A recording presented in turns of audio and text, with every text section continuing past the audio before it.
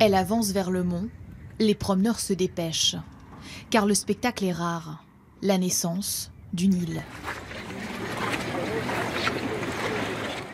Pendant cette grande marée d'équinoxe, le mont Saint-Michel retrouve la mer.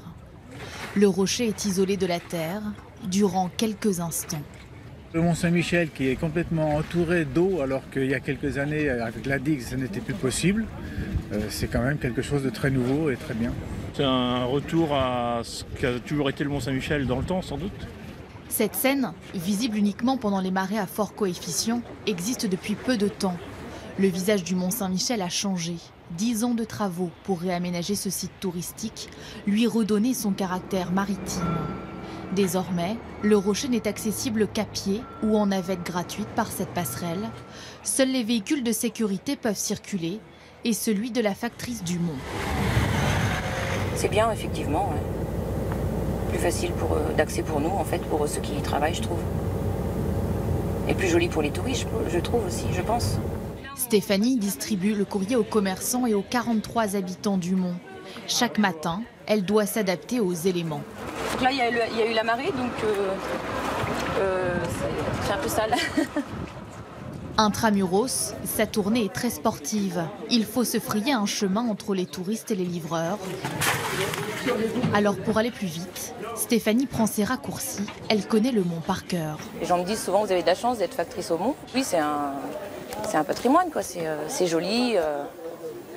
Voilà, quoi. Il y en a plein qui aimeraient y venir souvent. Et moi, du coup, j'y viens 2 fois par jour. Bonjour Stéphanie, ça va? Stéphanie connaît tout le monde aussi, comme Emmanuel, ce commerçant. Chaque année, 3 millions de touristes du monde entier visitent le mont Saint-Michel, lieu de pèlerinage à l'époque médiévale. Il a donc appris à parler l'anglais, l'allemand, le coréen, le japonais, pour tenir l'affaire familiale. Voilà, nous, on est nés ici. Et moi, quand j'étais petit, j'ai toujours dit à ma grand-mère, quand je serai plus grand, je reprendrai la suite.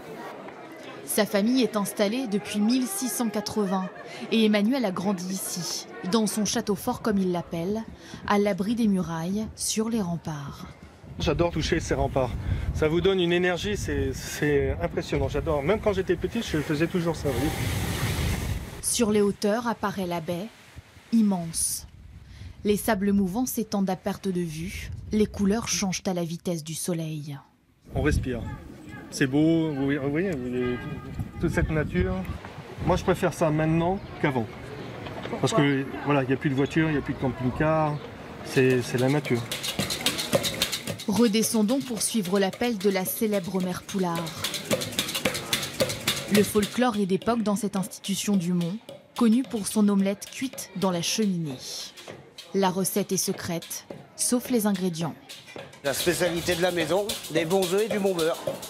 Et surtout un bon coup de main, au rythme d'une partition de musique écrite au 19e siècle par Annette Poulard, une cuisinière. Elle a créé son restaurant en 1888 et pour faire attendre les clients qui arrivaient, elle a fait de l'omelette pour faire patienter.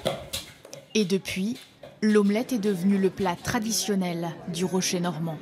Très aéré, très souple, c'est plus léger encore que la mousse. À chaque fois qu'on vient au Mont Saint-Michel, c'est la première chose que je fais en arrivant, c'est venir réserver pour manger une omelette ici parce qu'elle est succulente.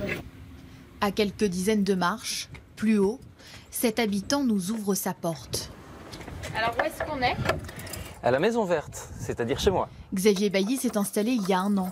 C'est l'administrateur de l'abbaye du Mont Saint-Michel, monument national.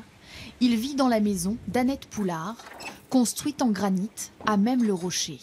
Les maisons au Mont Saint-Michel sont toutes regroupées autour du village, au sud-est, à l'abri du vent, mais quand même côté sud pour être bien orienté. Mais il faut dire que ces maisons sont adossées au rocher pour la plupart, comme celle-ci, et qu'il y fait vite assez sombre. La lumière est dans son jardin, secret, à l'abri des regards, qu'il entretient pour se sentir chez lui.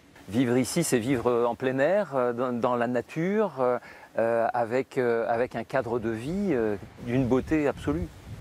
Tout en haut, l'abbaye domine ce rocher unique, qui s'agite le jour et se calme la nuit, comme un village médiéval hors du temps, coupé du monde, appelé la Merveille.